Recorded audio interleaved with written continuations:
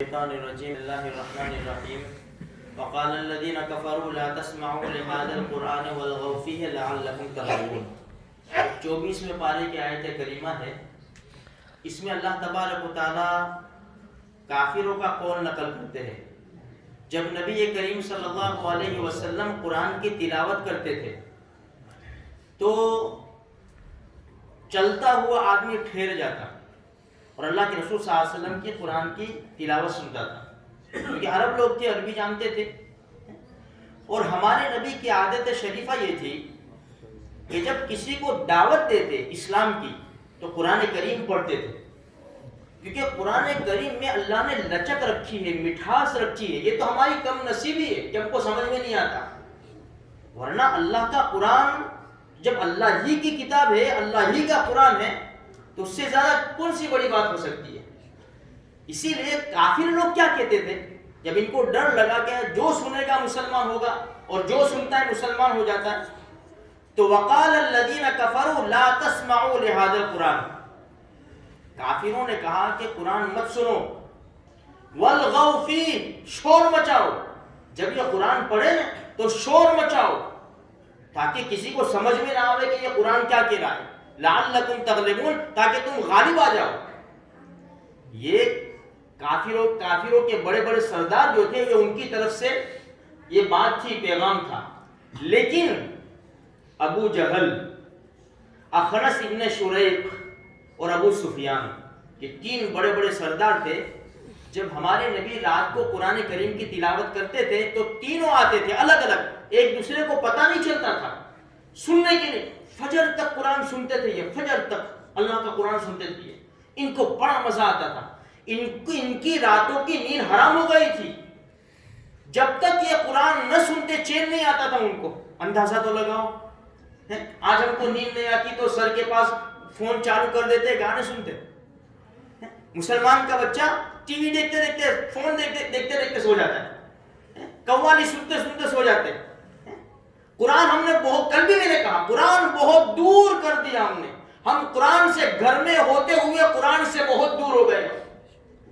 یہ لوگ سنتے تھے. ایک دن ایسا ہوا کہ فجر کے وقت جب ہمارے نبی نے قرآن کی تلاوت ختم کی اور نماز کی تو یہ لوگ گھر جانے لگے تو تینوں مل گئے. وہ تینوں نے آپس میں ایک دوسرے سے پوچھا کہاں گئے تھے. باتوں باتوں میں پتہ چل گیا کہ تو قرآن سننا ہے. تو تینوں نے مشورہ کیا کہ اب نہیں آنا ہے، اگر ہم آئیں گے تو ہمارے نوجوان، عورتیں، بچے سب سنیں گے، سب مسلمان ہو جائیں گے.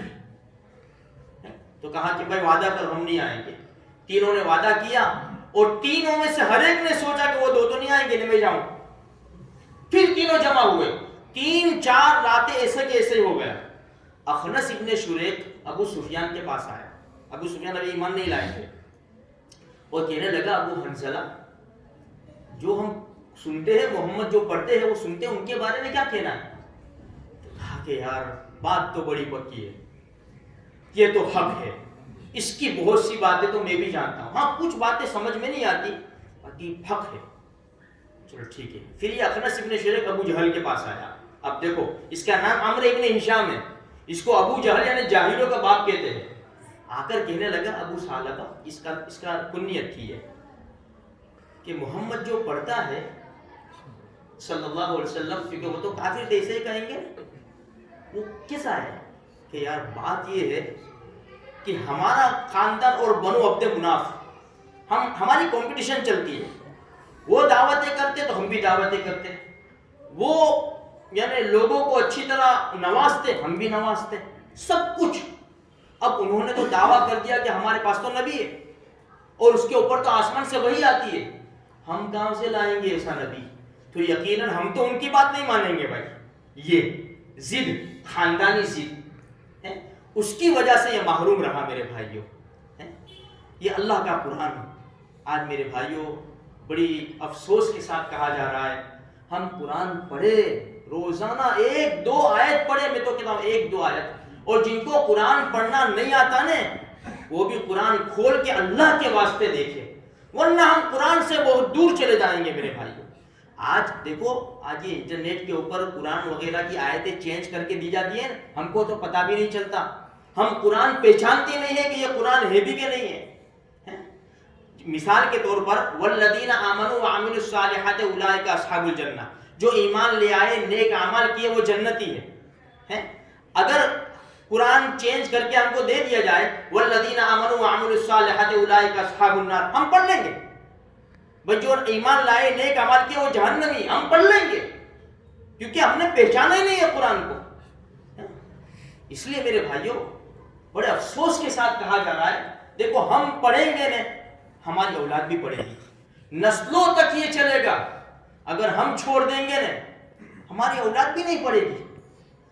میں اس لیے کہتا ہوں، کل بھی کہا تھا آج بھی کہہ رہا ہوں میرے بھائیوں، کم سے کم قرآن روزانہ کھولو۔ ہاں تو میں آپ سے بلواؤں گا، کریں گے بھائی انشاءاللہ۔ روز میں ایسا نہیں کہتا کہ پارا دو پارا کرو، ایک آیت کی تم سے بھیک مانگتا ہوں، صرف ایک آیت کی، ایک آیت دو آیت، پھر اللہ توفیق دے ہوئے تھے 1 رکوع 2 رکوع آگے چلتے چلے جاؤ۔ اللہ مجھے بھی آپ کو بھی سارے مسلمانوں کو توفیق نصیب